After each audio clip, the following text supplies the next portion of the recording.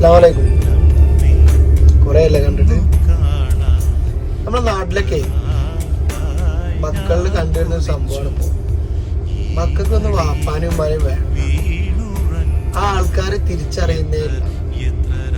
നാട്ടിലാണെങ്കിലോ വൃദ്ധസദനം കൂടിക്കൂടി വരിക. മക്കളെ, നമ്മള് കഴിഞ്ഞ കാലം ചിന്തിക്കണം.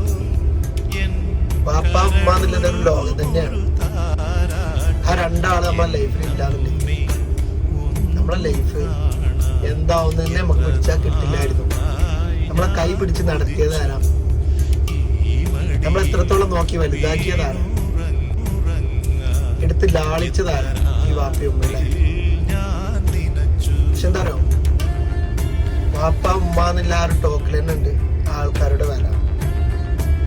അപ്പൊ ആ വാപ്പയും ഉമ്മയും ചെറുപ്പത്തിലെ മരിച്ച് വാപ്പയും ഉമ്മയും ഇല്ലാത്ത എത്ര പേരുണ്ട് അറിയോ? അവർക്ക് ഇതിന്റെ ഇടങ്ങേറാണ്. എല്ലാവരും ഇല്ല, ഒരു 50% ആൾക്കാർ മാത്രമേ ഉള്ളൂ. പക്ഷെ അതൊന്നും ശ്രദ്ധിക്കണം. പഴയ ആൾക്കാർ പറയല്ലോ, കണ്ണുണ്ടാവുമ്പോ കണ്ണിന്റെ വില അറിയില്ല. ശരിയാണ്. വാപ്പയും ഉമ്മയും ഉണ്ടാകുമ്പോൾ അതിന്റെ വില അറിയാതെ പോകും.